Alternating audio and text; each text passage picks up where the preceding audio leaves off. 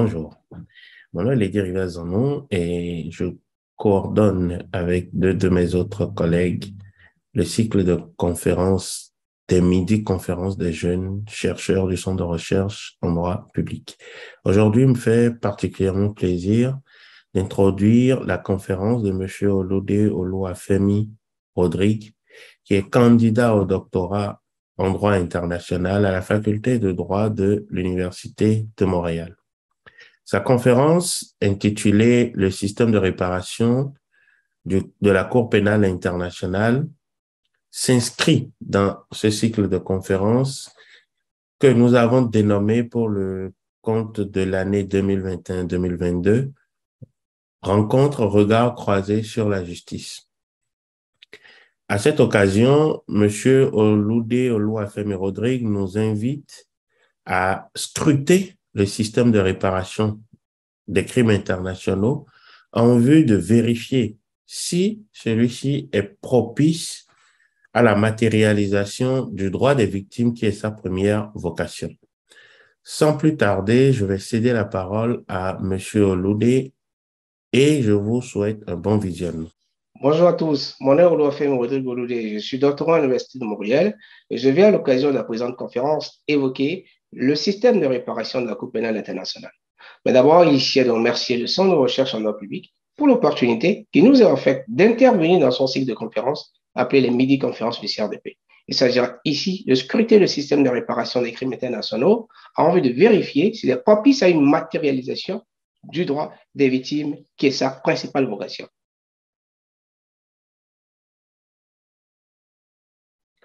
Suite à l'adoption du statut de Rome créant la Cour pénale internationale, les personnes victimes des crimes internationaux, génocide, crimes de guerre, crimes contre l'humanité, se sont vues reconnaître le droit devant cette juridiction aux formes de réparation ci-après. La restitution, qui est le rétablissement de la victime dans la situation où elle se trouvait avant la commission des crimes, l'indemnisation, qui est un paiement pour un dommage mesurable sur le plan économique, et la réadaptation, qui est une assistance du type médical ou social. La possibilité pour la Cour d'octroyer une réparation à la demande des victimes ou de son propre chef, consacré à l'article 75 de son statut, constitue à première vue une innovation salvatrice pour toutes les victimes de crimes internationaux. Le paragraphe 2 de cet article dispose en effet que la Cour peut rendre contre une personne condamnée une ordonnance indiquant la réparation qu'il convient aux victimes ou à leurs ayants droit. Toutefois, les dispositions du statut de Rome et les pratiques de la Cour sont-elles de nature à garantir la réparation des crimes internationaux? On peut être à ce propos tenté de postuler que la plupart des auteurs des crimes internationaux échappent à la poursuite de la Cour pénale en raison des considérations d'ordre politique et de la politique de sélection et de hiérarchisation des affaires du bureau du procureur, et que, dans les rares cas où les auteurs sont effectivement poursuivis et condamnés, les ressources matérielles et financières font défaut pour la mise en œuvre de l'ordonnance de réparation au profit des victimes.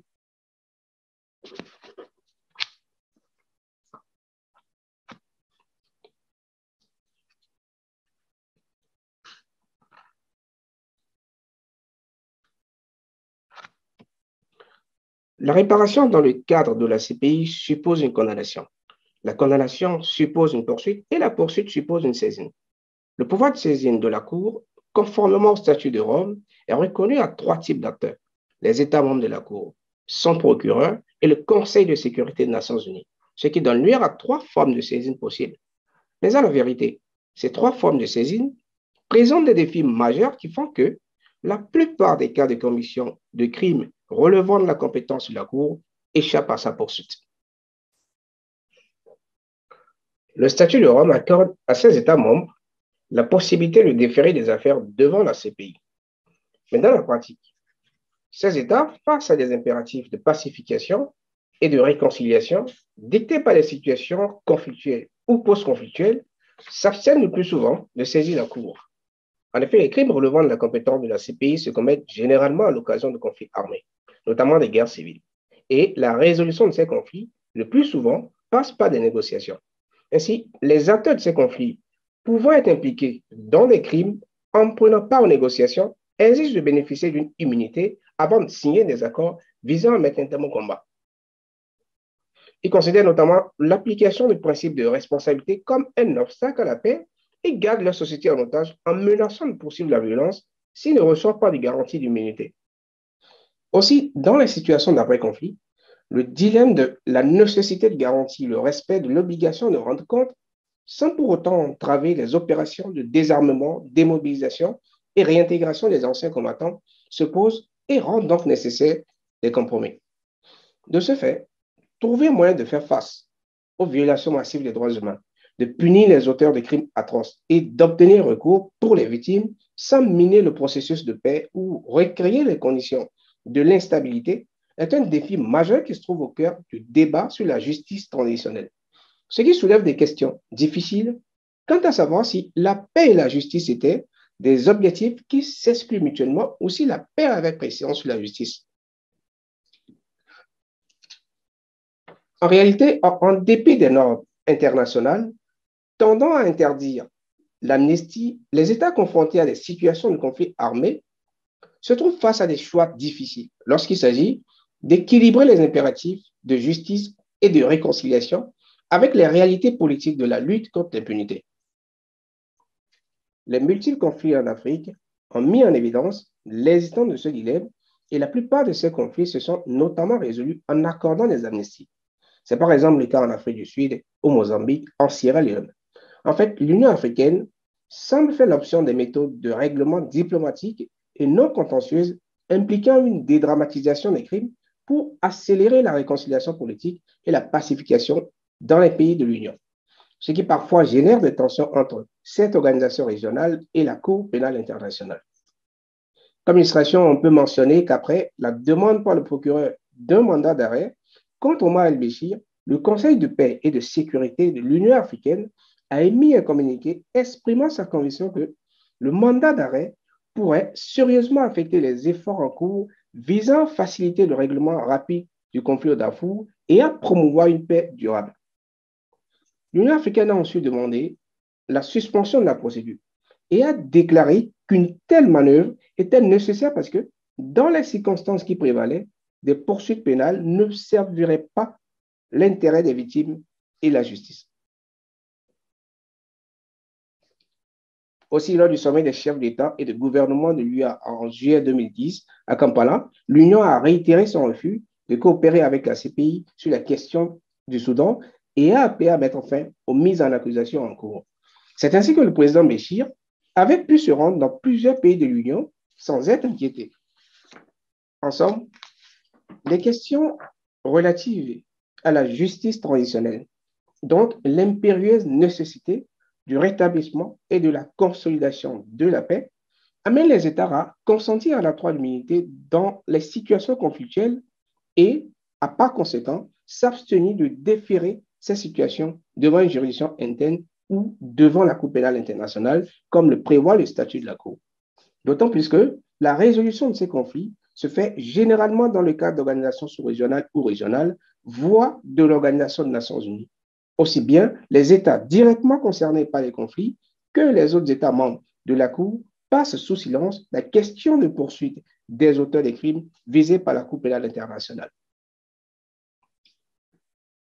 Au demeurant, lorsqu'un mécanisme de justice transitionnelle prévoyant un mécanisme de réparation adéquat ou complexe n'est pas instauré, les immunités accordées aux différentes parties assurent l'impunité des auteurs des crimes internationaux et, en conséquence, privent les victimes de la réparation dont elles auraient pu bénéficier.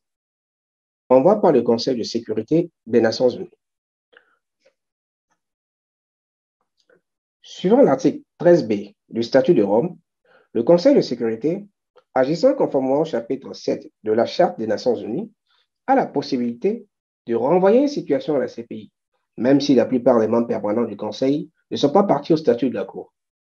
Surtout, en vertu de cet article, le Conseil a le pouvoir exceptionnel d'étendre la compétence de la Cour à des ressortissants ou des territoires d'État non partis au statut. Dans la pratique, le Conseil de sécurité n'a eu recours à ce pouvoir exorbitant qu'à 2 reprises, en dépit de la gravité des crimes perpétrés sur de nombreux territoires. Il s'agit du renvoi en mars 2005 de la situation au Darfour devant la CPI et celui en février 2011 de la situation de crise en Libye devant la Cour.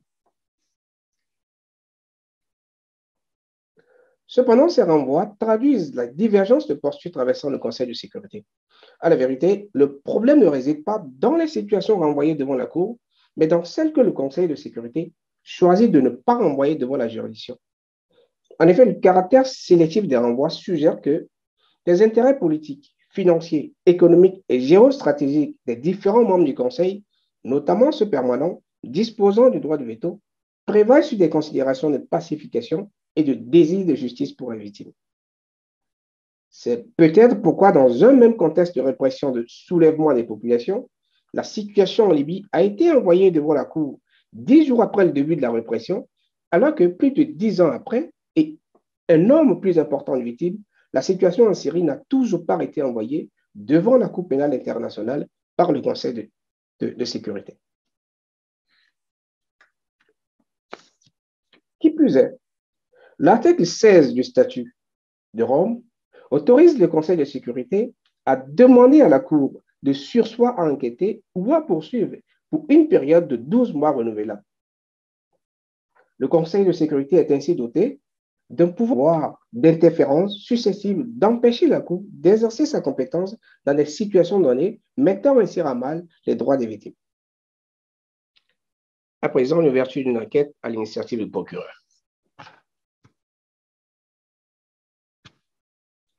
Le document de politique générale du bureau du procureur de la CPI relatif à la sélection et à la hiérarchisation des affaires mentionne qu'il ne lui incombe pas de mener des enquêtes et des poursuites à l'égard de chacun des crimes prétendument commis dans une situation donnée ou contre chaque personne qui en serait responsable. En conséquence, le procureur de la Cour sélectionne les dossiers à traiter en effectuant des choix, notamment par rapport au lieu, aux personnes et aux charges qu'il estime qu'il faut retenir. Ainsi, dans le choix des poursuites, plusieurs facteurs restrictifs sont successivement pris en compte et vont progressivement limiter les allégations des crimes internationaux examinés par la CPI, ce qui prive en corollaire les victimes des crimes non retenus par la CPI d'un accès à la justice et à une éventuelle réparation, étant donné que la CPI est une juridiction de dernier ressort. Premièrement, lorsque le procureur fait usage de son pouvoir discrétionnaire de poursuite, seules certaines situations spécifiques sont sélectionnées, excluant de ce faire l'ouverture d'enquêtes sur d'autres territoires où il pourrait également y avoir des situations relevant de la compétence de la Cour, donc des victimes potentielles qui auraient pu avoir droit à réparation si ces cas étaient aussi examinés et les responsables condamnés. Deuxièmement, dans les situations spécifiques choisies, seules certaines entités déterminées font l'objet d'enquêtes, tandis que d'autres y échappent. Ce soit a pour conséquence l'exclusion des victimes des crimes commis par des entités autres que celles effectivement poursuivies pour être jugées devant la CPI. Le troisième élément restrictif est celui du choix des auteurs individuels ou suspects poursuivis. Même si de nombreux suspects pourraient être identifiés, le manque de ressources empêche de les poursuivre tous, et cela toujours au détriment de leurs victimes. Ainsi, au sein des entités choisies pour faire l'objet d'enquêtes, seuls quelques hauts responsables sont généralement inquiétés. Quatrièmement, il est matériellement impossible, dans le cadre d'une situation conflictuelle où des crimes sont commis de façon systématique et généralisée, de poursuivre des responsables pour absolument chacun des crimes qu'ils auraient commis. En effet, comment poursuivre un chef de guerre pour chaque attaque, chaque viol, chaque meurtre qu'il est suspecté d'avoir directement commis ou ordonné? C'est ainsi qu'une sélection d'allégations illustratives doit être effectuée. Partant, pour être retenu contre victime devant la CPI, il faut avoir été victime de l'un des actes retenus à l'encontre de l'une des personnes poursuivies. Ensemble, chaque facteur pris en compte réduit le champ des crimes sur lesquels la CPI va enquêter et les suspects qu'elle jugera, et par conséquent le nombre de victimes qui auront accès à la justice. De plus, conformément à l'article 53 du statut de Rome, le procureur de la Cour dispose d'un pouvoir discrétionnaire de s'abstenir de poursuivre s'il estime que, compte tenu de la gravité du crime, les intérêts des victimes, l'âge ou le handicap de l'auteur présumé, l'enquête ou les poursuites ne serviraient pas les intérêts de la justice. Ce pouvoir est également de nature à priver les victimes de réparation pour des crimes qui relèveraient pourtant de la compétence de la CPI. En réalité, l'ensemble de ce processus de sélection met en exergue un paradoxe. Plus le nombre de crimes est important et les victimes nombreuses, plus le procureur devrait être sélectif et limiter les crimes et les suspects sur lesquels la CPI va enquêter, ce qui limite par là même le nombre de victimes admissibles à la réparation. Tous ces éléments combinés conduisent à une situation où bien peu de crimes internationaux sont poursuivis, puisqu'il n'existe souvent pas ou peu de poursuites en parallèle, sinon des simulacres de procès. Très peu de suspects des crimes internationaux sont finalement inquiétés, laissant un large espace d'impunité et entraînant un accès sévèrement limité au recours pour de très nombreuses victimes qui ne peuvent obtenir réparation qu'en cas de condamnation de leur bourreau. L'obligation de réparation à présent. L'exécution de la réparation due subséquemment à des crimes internationaux soumis à la Cour pénale internationale reste fondamentalement tributaire du champ matériel des crimes pour lesquels l'accusé est poursuivi, ainsi que de l'aboutissement du procès pénal. En effet, l'article 75.2 du statut de Rome dispose que la Cour peut rendre contre une personne condamnée une ordonnance indiquant la réparation qu'il convient d'accorder aux victimes ou à leurs ayants droit. Le processus de réparation intervient donc en aval du processus judiciaire, au terme duquel la culpabilité de l'accusé doit nécessairement être reconnue pour que l'obligation de réparation soit mise à la charge de ce dernier. En conséquence, ce processus implique un long cheminement, donc une longue période d'attente faite d'errance et d'incertitude pour les victimes, dont la patience se révèle souvent vaine et les espoirs déçus. Cette fâcheuse réalité peut être étayée par l'affaire Bemba.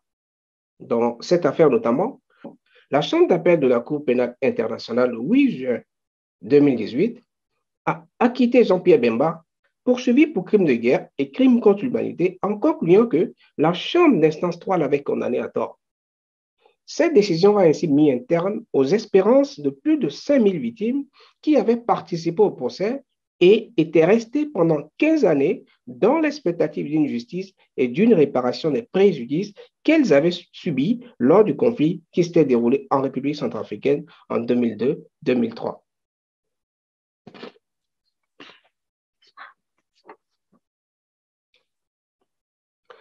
De plus, après une décision de condamnation, la procédure de réparation peut aussi prendre un temps excessivement long. À titre d'exemple, on peut évoquer l'affaire Thomas Lubanga Dilo, dans laquelle la décision finale sur la réparation rendue par la Chambre d'appel n'est intervenue qu'en juillet 2019, c'est-à-dire plus de 7 ans après la décision de condamnation.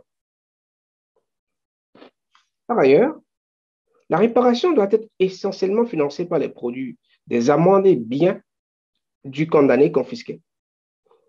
Considérant que, selon le statut de Rome, le crime de génocide est commis dans l'intention de détruire en tout ou en partie un groupe national, ethnique, racial ou religieux.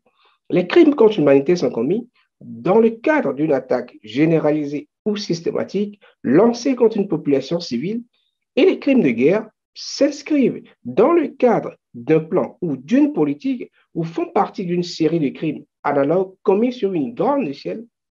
On s'aperçoit que les crimes relevant de la compétence de la CPI génèrent un nombre élevé de victimes. Conséquemment, les ressources individuelles des personnes condamnées ne peuvent permettre de satisfaire à l'obligation de réparation qui est à leur charge. D'ailleurs, la période allant de l'ouverture d'une enquête à une décision finale sur la réparation, généralement très longue, est propice à l'organisation de l'insolvabilité des présumés auteurs.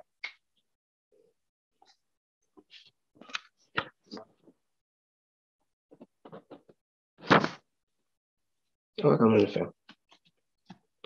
D'ailleurs, la période allant de l'ouverture d'une enquête à une décision finale sur la réparation, généralement très longue, est propice à l'organisation de l'insolvabilité des présumés auteurs, à leur appauvrissement ou à la dégradation des biens saisis.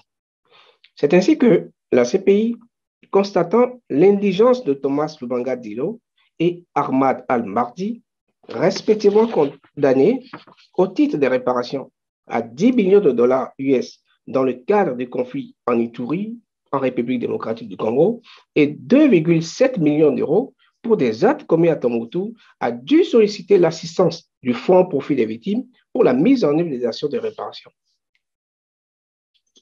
Le Fonds au profit des victimes pourrait donc venir à la rescousse lorsque les ressources matérielles et financières des personnes condamnées sont inexistantes ou insuffisantes et ne peuvent donc permettre d'exécuter l'ordonnance de réparation.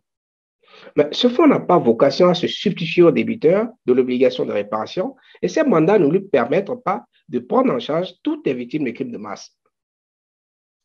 En premier lieu, au titre du mandat judiciaire de fonds au profit des victimes, la Cour peut décider que l'indemnité accordée à titre de réparation soit versée par l'intermédiaire du fonds au profit des victimes. Toutefois, au titre du mandat judiciaire, le fonds n'a fait toute réparation ordonnée par la Cour que le produit des amendes est bien confisqué et ces réparations sont exclusivement destinées aux victimes de la personne condamnée. En second lieu, dans le cas de ce mandat d'assistance, indépendamment de toute décision de condamnation par la CPI, le fonds peut entreprendre des actions au profit des victimes de crimes relevant de la compétence de la Cour et de leur famille. Les projets qui peuvent être mis en œuvre par le fonds dans le cadre de ce mandat d'assistance sont donc susceptibles de bénéficier à un groupe plus large de victimes qui n'auraient pas nécessairement souffert directement des crimes commis par les auteurs poursuivis et condamnés par la Cour. Cependant, le fonds d'aide aux victimes, même dans son mandat d'assistance, ne pouvant s'intéresser qu'à des situations relevant de la compétence de la Cour, un grand nombre de victimes de crimes commis sur le territoire d'État parti au statut de la Cour pourraient être laissées en rade, étant donné qu'en vertu du principe de complémentarité, la Cour n'est compétente que lorsque les juridictions étatiques concernées sont incapables ou n'ont pas la volonté de connaître des affaires dont il s'agit. Surtout, le mandat d'assistance du fonds étant principalement financé par les contributions volontaires des États, les ressources dont dispose le fonds sont très limitées et ne comptent que très peu de situations de commission de crimes internationaux. En définitive, les analyses qui précèdent suggèrent que le système de réparation de la Cour pénale internationale, au regard des variables et des réalités qui influent sur sa mise en œuvre, est déficient et ne peut permettre une effective réparation des crimes visés par le statut de la Cour. Partant, le droit des victimes à réparation des préjudices subis subséquemment à la commission des crimes internationaux, qui théoriquement est un acquis depuis le statut de Rome, s'apparente à un mirage, ce qui oblige à poursuivre les réflexions sur sa concrétisation. Merci.